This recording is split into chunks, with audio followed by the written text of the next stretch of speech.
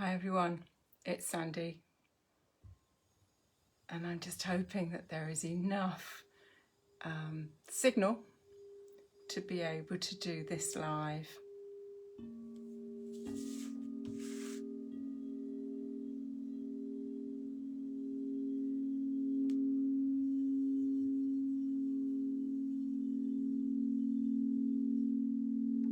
Hi Faye, hi.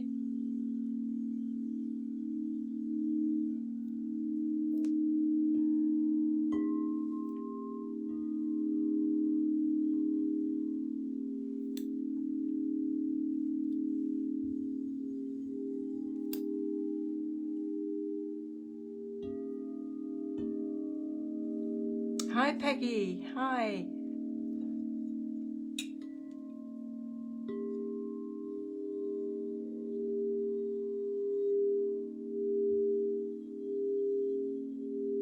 Hi Kasha,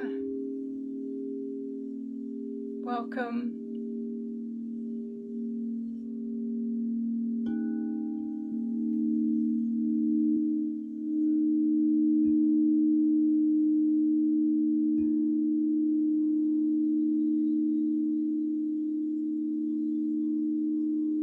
Hi Mel.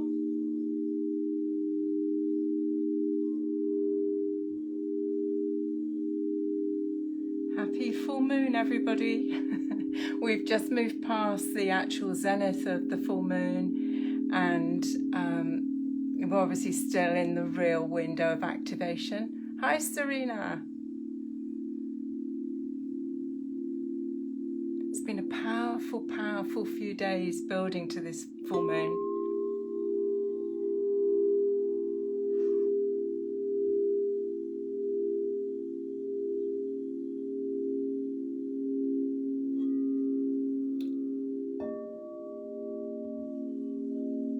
Enjoy the sounds of the alchemy bowls. They allow us to take a breath and to just bring our attention back within. These are intense times.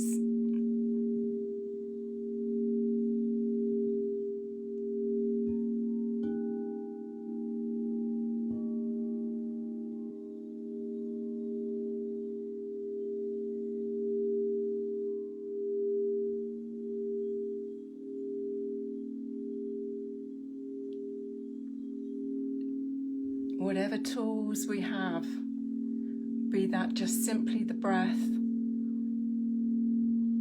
or the roses, or beautiful sound, or being able to be by the sea, just watching the in-breath and the out-breath of the waves.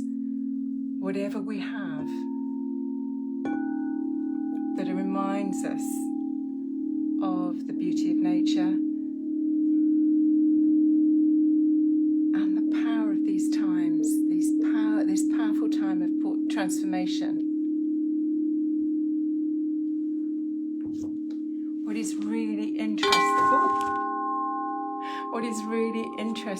of these times and this particular full moon is that it's actually at the same degree that we experience the beginning of the dramas in 2020. It was the same point of the Saturn-Pluto conjunction in Capricorn. So this is following us another echo, and it is also helping us to understand that this is a really powerful point in our journey for us to gather our sense of our own selves, our sense of our own journey, and perhaps reflect on where this journey has taken you since January 2020. What are the inner wisdoms that have been revealed for you through the journey? What's the non-negotiable in the process now? This is an interesting full moon because it weaves head and heart. Cancer, the sign that really speaks to the divine feminine, and Capricorn, that speaks much more of knowledge, head, than heart. So we're being asked through this process to explore how much of a journey we've taken from head to heart in this last 2.5 years. This is our journey. This is our pathway to be wise beings, wise counsel. It is the wisdom that arises in the heart that is the carrier wave for this journey forward for us. So this full supermoon is very powerful. It is the closest the moon is going to be to the earth this year. It's super bright, and we know that when the moon comes in really close, there is a different gravitational pull on our physical bodies and on the waters of the earth. So there is opportunity when we realise that there is a very strong emotional connection to this moon. It's bringing up stuff for us. And like every full and new moon, these are pulse points on our journey. And if we allow them, they can be way showers and guides that allow us to be nudged a little bit further along this pathway of sacred homecoming, this pathway of coming home to ourselves, deepening our knowledge of and our appreciation of ourselves, but also being able to recognize when we need self-care, when we need that place of compassion and kindness to self. These are the paths of wisdom, where we know when we need to take time out. We know when we have a readiness to step forward. This again is like this in-breath of receiving and giving. In-breath and out-breath. And the full and new moons feel a bit like that too. When we go into a new moon and into the dark moon, there is an emptiness. Or when we move into the waxing pathway to the full moon, there is a filling up. So we have both filled up, but we are now absolutely full. So what does that mean? What does that feel like? And what is finished? What has come to its conclusion for you? What's given all of its juice that you can now say, okay, I'm complete with this piece?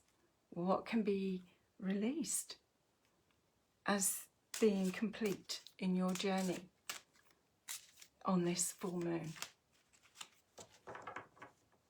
And as I say, it is a dance between head and heart. Cancer, Capricorn. It's actually my nodal axis. And this beautiful full supermoon is sitting bang on top of my North Node and Chiron conjunction. So it's a super powerful one for me too. So, shall we have a look and see what the roses want to offer us as wisdom as we move through this invitation, this portal, this invitation to this next phase of our journey. And these are going to be potent months as we go forward. There's some incredible astrology, intense astrology as we go into August. And these next few months don't look like they're going to be letting up on our refine and align pathway. To say what is complete, what in this last 2.5 years is now your non-negotiable. Where do you want to go with this? What are you visioning? What are you calling forward? Let's see what the roses have got to offer us as wisdom and insight for this time.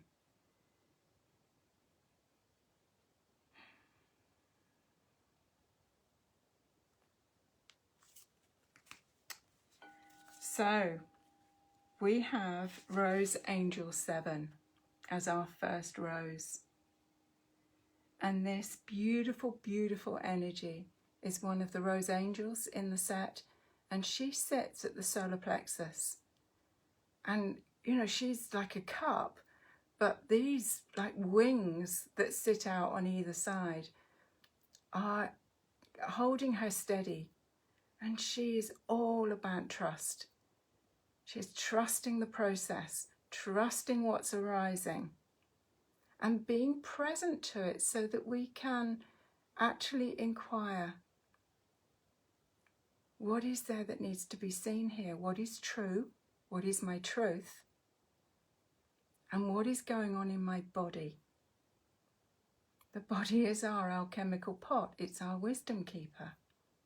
And our gut wisdom, our gut feeling is absolutely our gem, if you like. What's expanding, what's contracting. But she says, absolutely trust your gut wisdom. Trust your inner tutor, your intuition, your inner knowing. And she's that sort of palish apricot toning. This pale peachy apricot toning really feels to me to be the higher octave of the divine feminine. So there is a beautiful wisdom that comes with this. What would your inner wisdom teacher say to you in any circumstance? What is the wisdom that wants to come forward, that is going to inspire action or not? Yeah. The master knows when to act and when not to act, when to speak and when it is more powerful to stay silent. And this is the journey that we're on. We have to listen within to understand the deeper teachings. So let's have a look and see what our second rose is that can offer us wisdom for this part of the journey.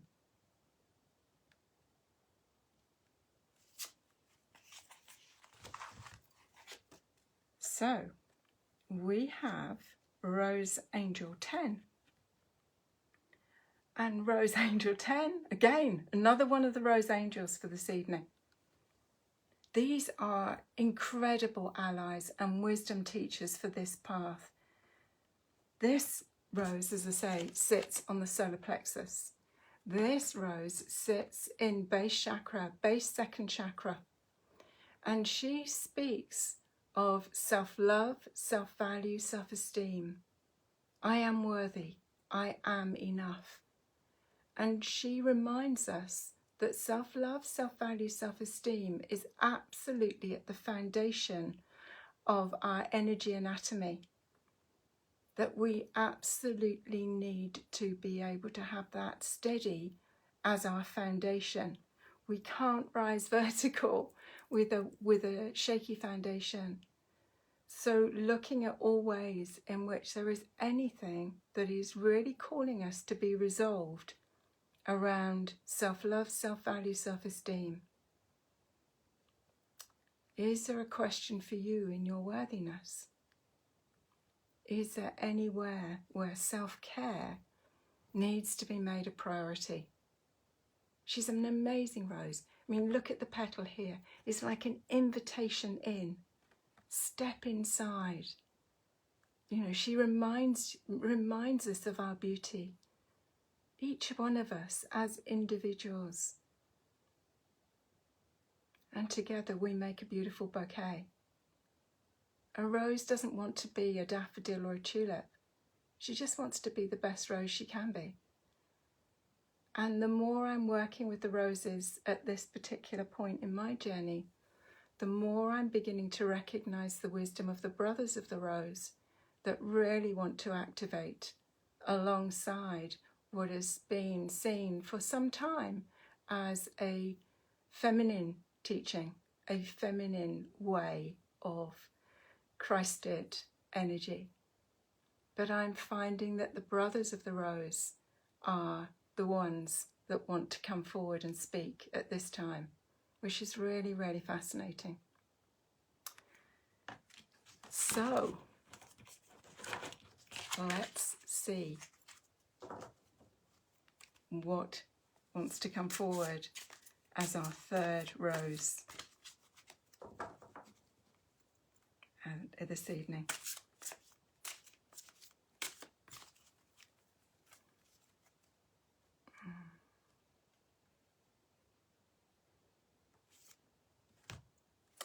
Interesting. We have also got Rose. That's another angel. We've got Rose Angel 9 this evening. So Rose Angel 9 sits with Rose Angel 10 in this base second chakra. You know, the base chakra is our tribal imprint, and sacral chakra is where we rise to what Jung would call the individuation. Who am I inside the tribe? And depending on that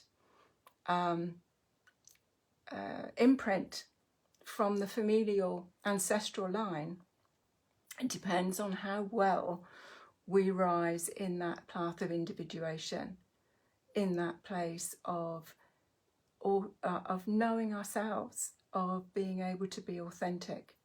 It's what Gabor Mate talks about in his dance of attachment and authenticity.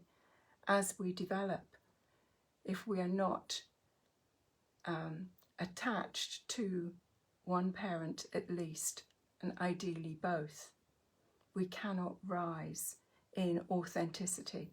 And then we spend a long time in our life journey unraveling and healing the damage that was created when that pathway, authentic pathway of self, was not fostered and was not nourished.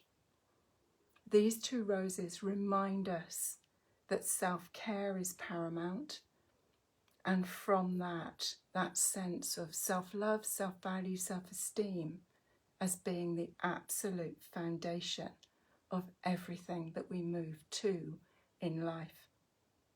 If this isn't in place, there is not a wholehearted yes to life. There is always a caveat that goes, oh, I don't know about that.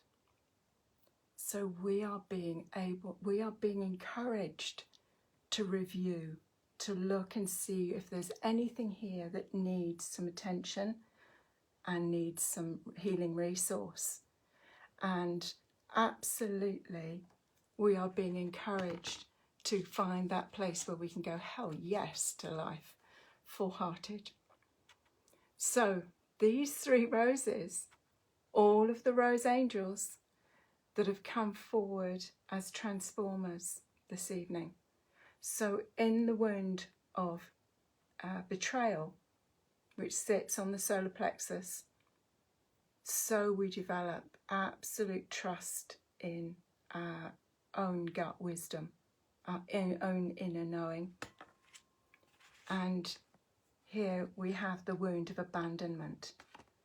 And it is the wound of abandonment that leads to a place where we abandon ourselves, actually. And what is called for here is self-love, self-value, self-esteem. I am worthy. I am enough. And interestingly, that this is this Cancer-Capricorn axis, and Cancer so much about the feminine, so much about home and being in an appreciation of our heartfelt wisdom. So I invite you to just pause for a few minutes and perhaps just put a hand on your higher heart and perhaps see if one of those roses resonated for you. And just invite her in to your higher heart, and just listen to the sounds of the bowls. This evening we've got grandfather, wise sage, we've got grandmother and apophyllite, this real depth of the feminine in her comfort. We've got a Gaia Gateway space keeper that is rose quartz. We've got a lemon aura gold solar plexus bowl. And I wondered why she wanted to come this evening. but I now understand this place of trusting our gut wisdom. And then we have the bowl of the crown. So just listen to the sounds and allow the roses and their rose codes of love to be absorbed.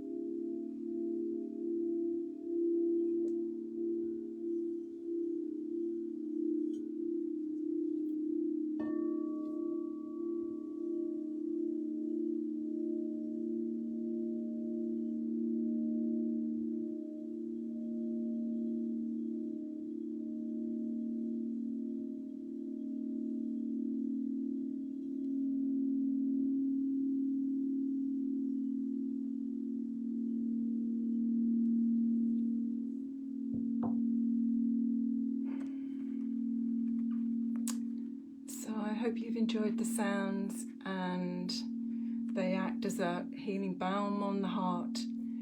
We have these 3 beautiful roses that have come forward for the reading this evening, and they call us into that sense of trust of our gut wisdom and a deep sense of appreciation, of self-love, self-value, self-esteem in our pathway forward. If you want to hear more of the bowls, I'm doing the opening piece to a beautiful retreat at the Sculpture Parks in Dorset in the UK on the 30th of July. And then I have some new stuff coming through that will be coming forward as a new program that will be launched in September, very much weaving the masculine and feminine, the brothers and the sisters of the rose and their wisdom teachings together, which is really exciting, and look forward to sharing a little bit more of the journey with you as we move along. But wishing you all so many heartfelt blessings and much joy as we move through these times. Enjoy the beautiful weather here in the UK, and see you soon. Much love and rosy blessings. Bye for now.